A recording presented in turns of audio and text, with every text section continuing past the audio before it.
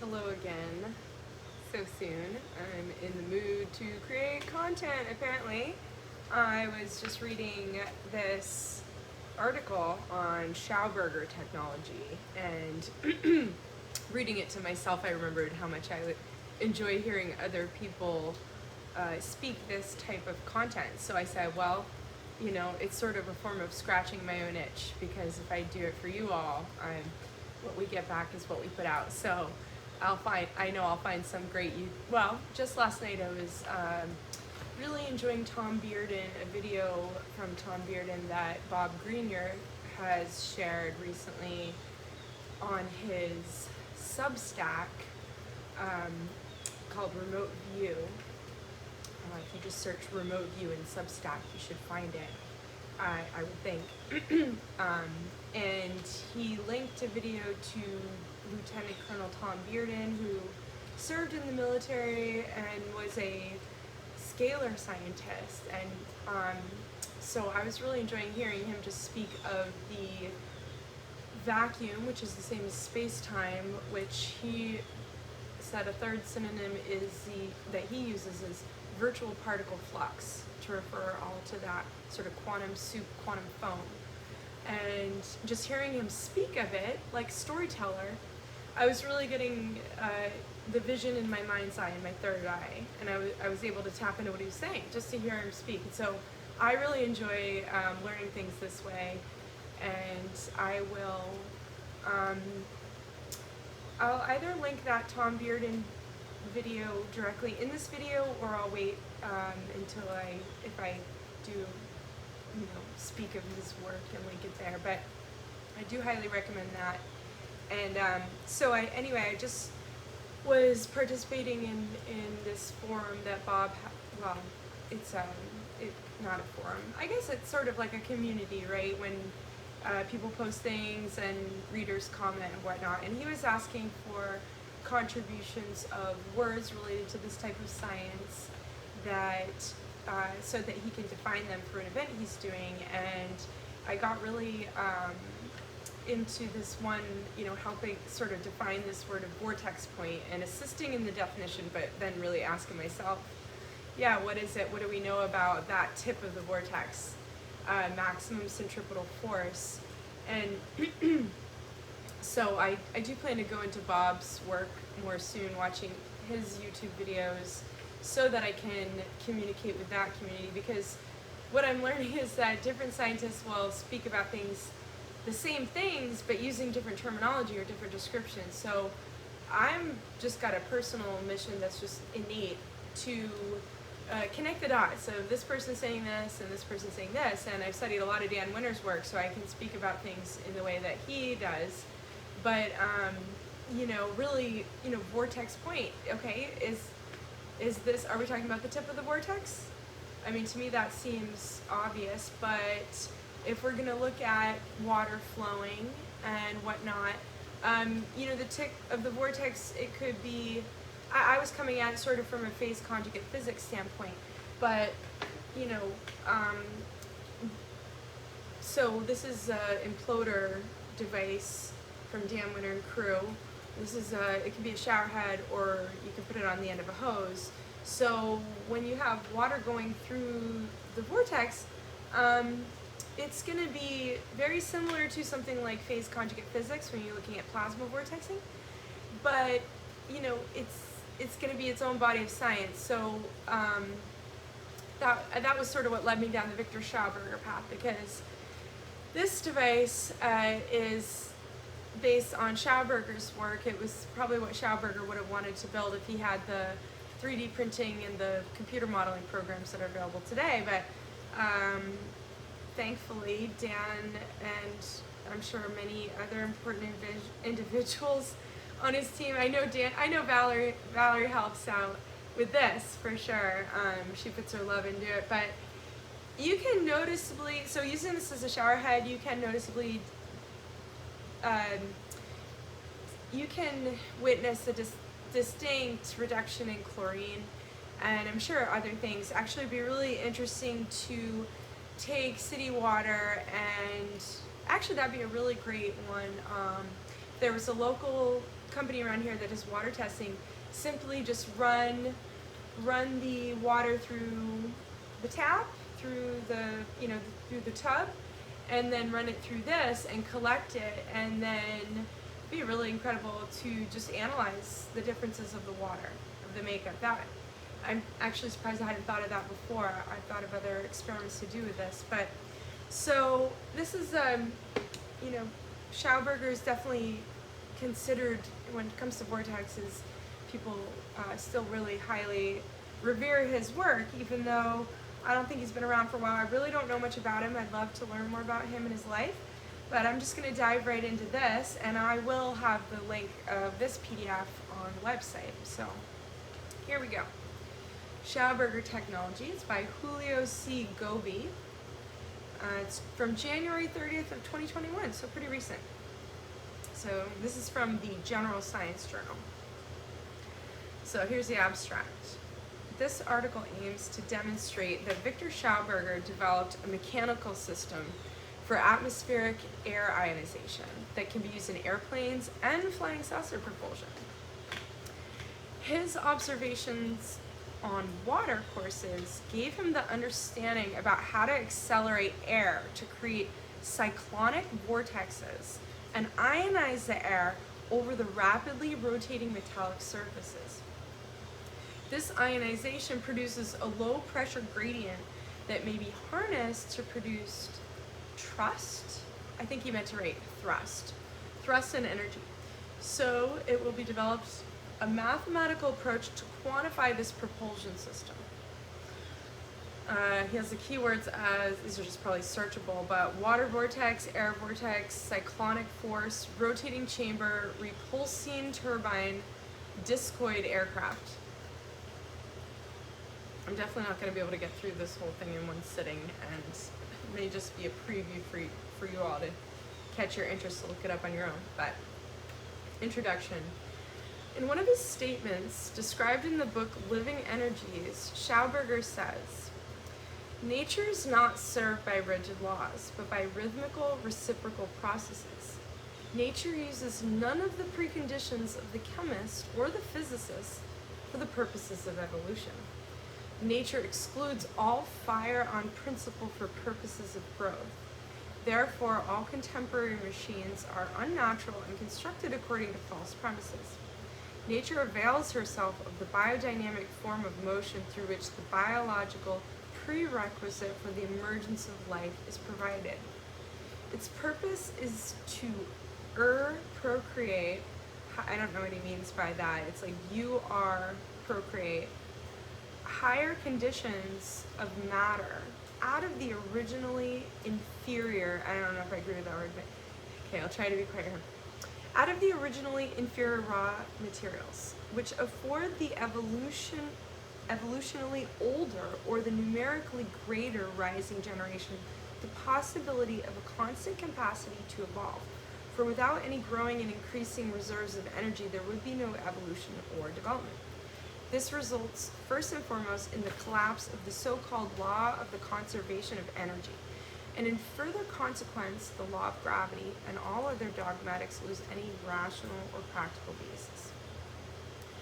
Viktor Schauberger extensively developed the production of atmospheric air vortexes, observing the natural movements of the waters. Initially, his work was related to water treatment systems. Therefore, he observed how nature carried out its renovation, revitalization, and reconstitution of its nutrients. He built countless water transport, storage, and treatment systems, always observing, copying, and perfecting the natural processes that occur in rivers, rapids, and waterfalls.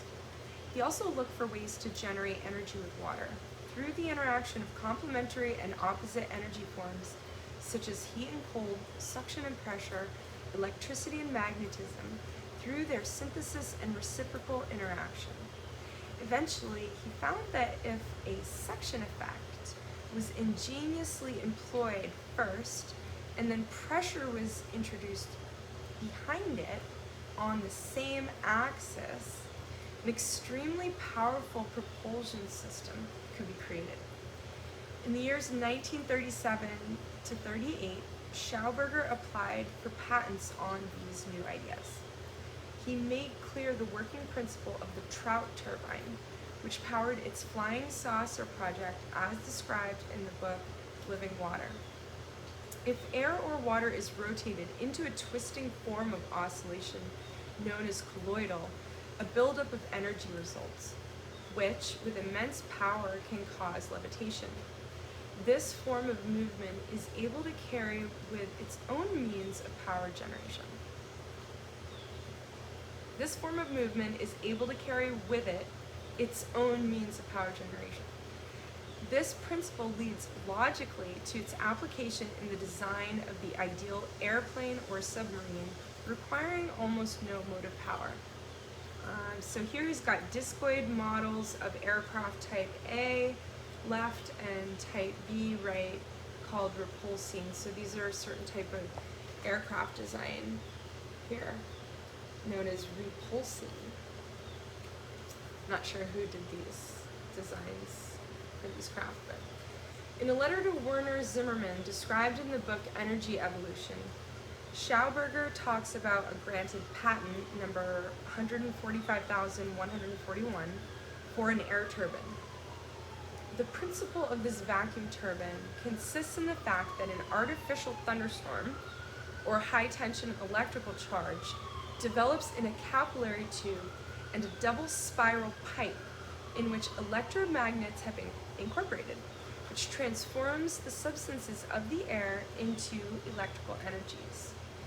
These discharge into the side walls, and from there, through diffusion, are ducted away downwards as heat.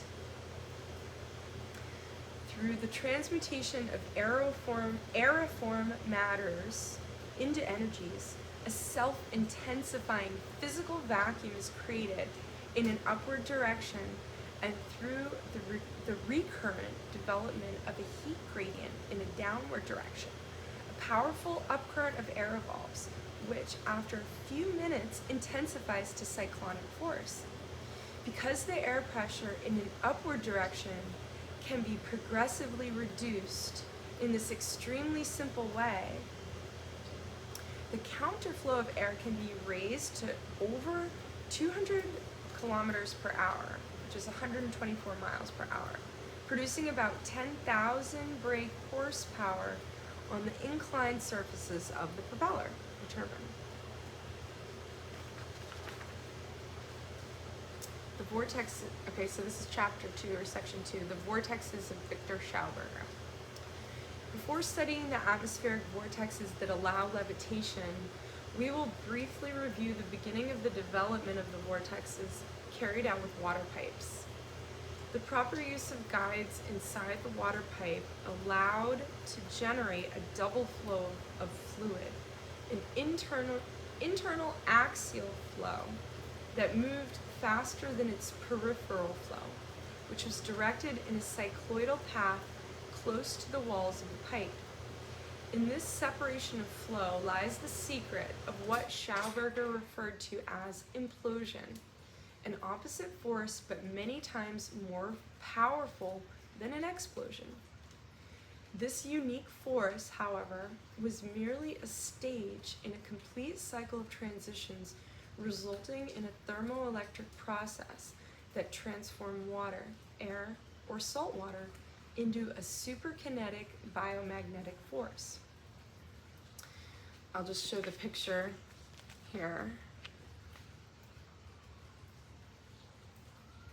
as it goes on to describe Schauberger studying water in a pipe and learning from that.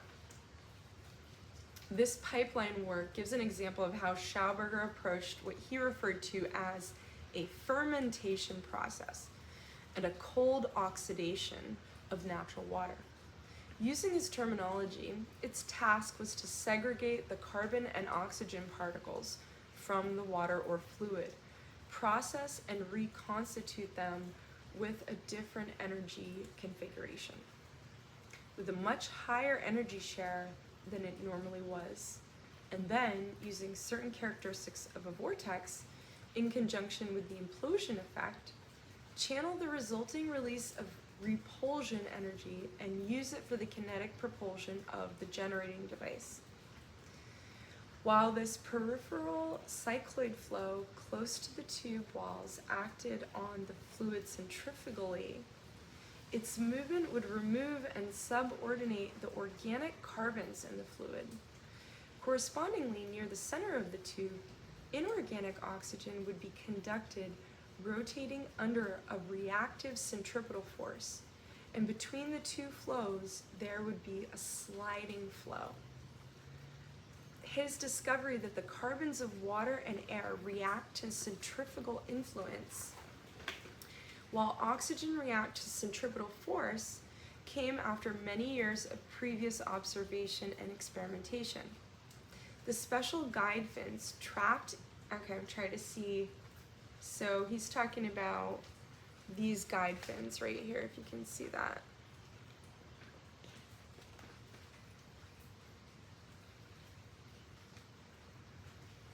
He's using the guide fins, just trying to, I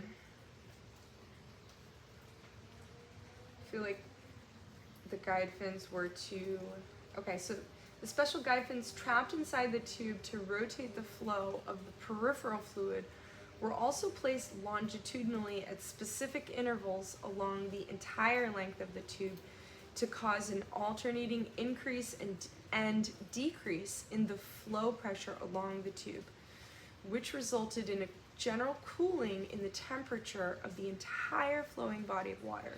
So I'm just going to pause for a second. That part has still got water in it. Oh my gosh. Just like did not realize this still had water in it. So I feel like that's what these are here for. So it's to just like increase the centripetal force. I'm not gonna go much longer here, but okay, what happened under the influence of these opposing rotation forces in the water was a metabolic process of transformation, or as Schauberger explains, it is also known that dissociation and recombination, therefore the rearrangement of atoms, can be effected in the substrate with aid of catalytic processes. In this regard, it has been observed that these processes take place in a characteristic cycle or oscillating rhythm until a new state of equilibrium is established.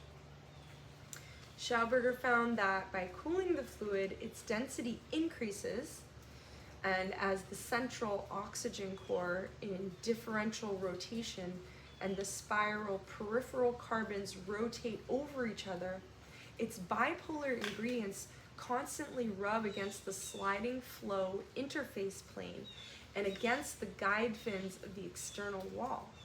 This breaking or refining process subsequently induces a dissociation of the microparticles from the two separate fluid streams, first by a process that Schauberger called the oligodynamic effect of decomposition, and consequently a release of supplementary influences, and second by a paralysis and densification of the separate oxygen and carbon elements, thus causing a reduction in volume. Third, carbons, or rather carbon residues, are made unipolar and potentially different from oxygen. Okay, that's about to where I'm not quite, I need to slow down and really, take notes and make sure I'm really following it. But I suppose that's just a preview. That's the first 3 pages and a short part of the next 4th page. It's about 18 pages long, but that's including the bibliography. It's about 18 pages long. So I hope you all enjoyed. I'm definitely looking forward to diving into Viktor Schauberger's work more. And I didn't even realize he had come up with propulsion systems. I knew about his work with water, but quite exciting and quite in alignment with everything that I've been learning, and you all probably must be interested to a degree if you're watching this channel. So, as always, much love. Thank you for joining. Blessings and blessings to you all, and take care.